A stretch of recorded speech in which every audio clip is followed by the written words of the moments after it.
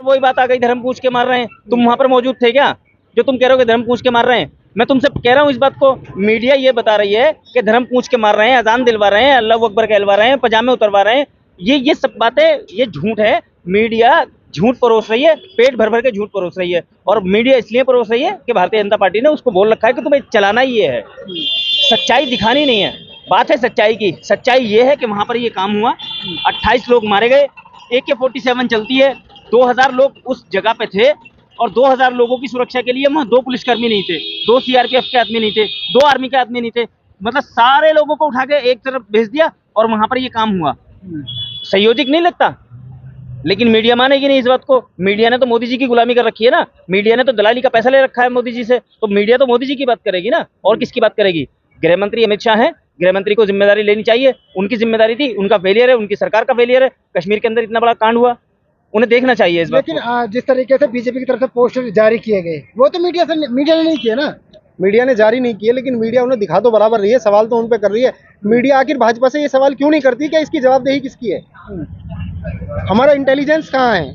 वो मीडिया जिसको 2000 के नोट में चिप नजर आती थी, वो ये कहती थी कि अगर जमीन में 1.5 फीट नीचे भी अगर पैसा दबा रहेगा तो इंडिकेशन होगा और ये पता चलेगा कि इतना नोट रखा है।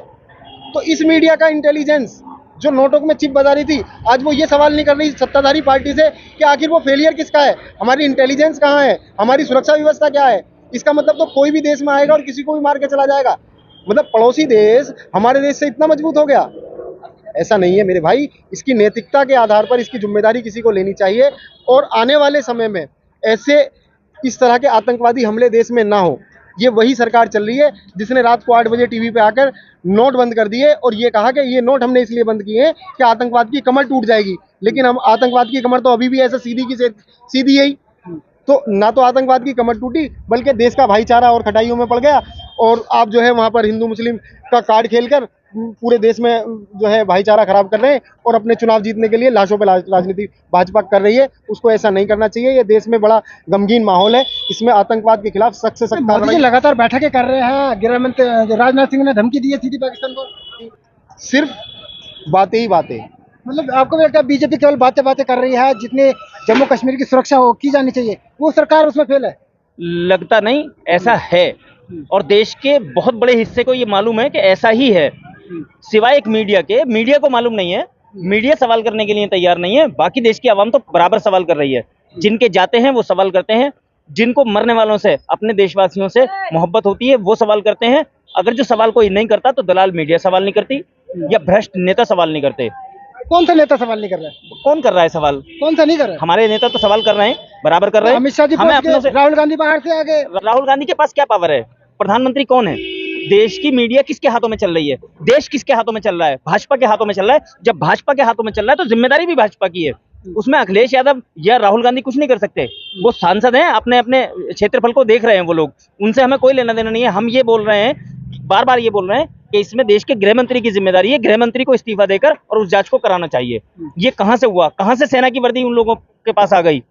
हमें पहनने के लिए नहीं मिलती देशवासियों के, और आतंकवादियों को देश की वर्दी पहनने के लिए मिल रही है। कौन सा कॉमन सेंस है? हमारी तो समझ नहीं आता। चौकी से 1.5 किलोमीटर दूरी पे ये कांड हो जाता है, चौकी में कोई है ही नहीं।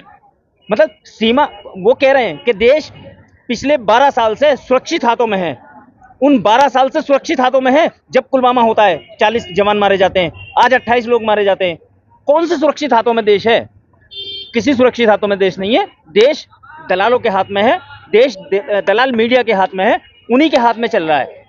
उनको अपने अपने जो लोग हैं, गृह मंत्री हैं या अमित शाह, वो प्रधानमंत्री हैं, उनको अपनी जिम्मेदारी समझनी चाहिए और अपनी जिम्मेदारी समझ के उस काम पे एक्शन लेना चाहिए। आपको लगता है कि जो हमला हुआ उसके पीछे कहीं ना कहीं भारतीयों की इसमें जो हिंदू मुसलमान खेला जा रहा है ना, इसमें जो हिंदू मुसलमान खेला जा रहा है, आतंकी नहीं, मैं ये बता रहा हूँ आपको, इसमें जो हिंदू मुसलमान खेला जा रहा है ना, एज ए मुस्लिम और हिंदुस्तानी होने पे मुझे नाज है। और मैं ये पूरी जिम्मेदारी के साथ में कह रहा हूँ, जिस पाकिस्तान से वो आए थे ना, देश के सिर्फ 300 लोगों को, सिर्फ 300 नौजवानों को, मुसलमानों को छोड़ दो। अगर जो 24 घंटे के अंदर पाकिस्तान का भूगोल ना बदल देना तो बता देना हमें।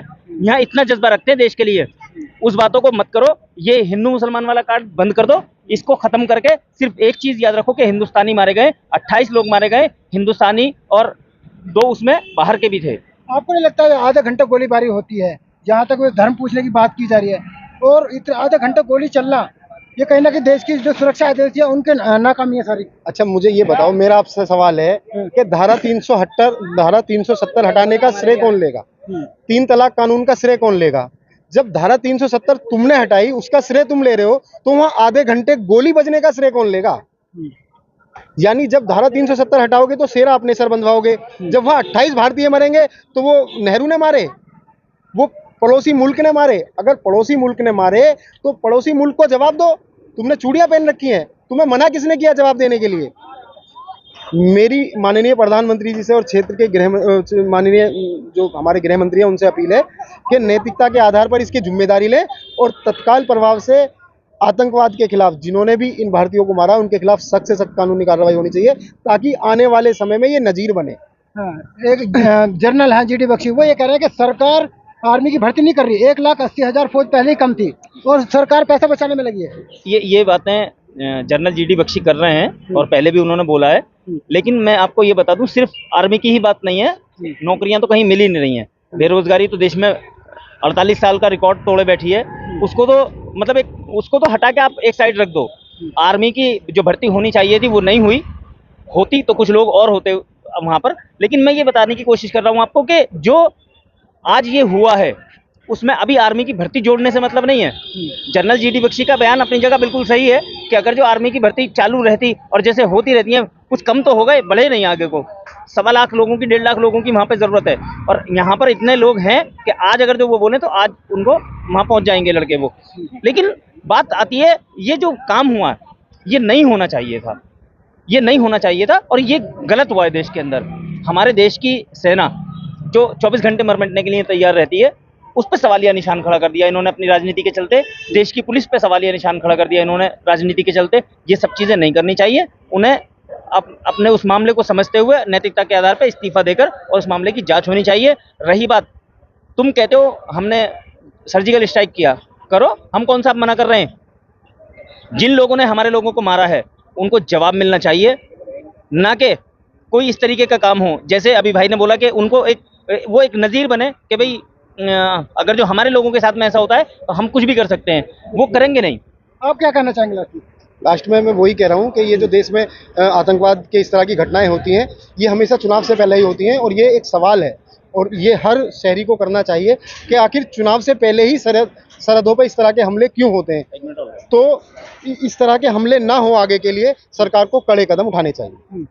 और एक चीज़ और लास्ट में कि जो लोग आज मोदी जी की भक्ति में लीन हैं, ख़ास तौर से हिंदू समाज के जो हमारे दोस्त हैं, साथी हैं, भारतीय हैं, उनके लिए ये मैसेज है कि जो वो सोच रहे हैं ना, वो सोचना बंद कर दें कि इनके आने से हम सेफ हैं या कुछ वो है। उनको पहले भी कोई परेशानी नहीं थी, अभी भी कोई परेशानी नहीं है। वो समझे इस मामले को देखकर कि आज भी तुम्हारे ही लाशों पर उनकी राजनीतिक रोटियां सिक रही हैं।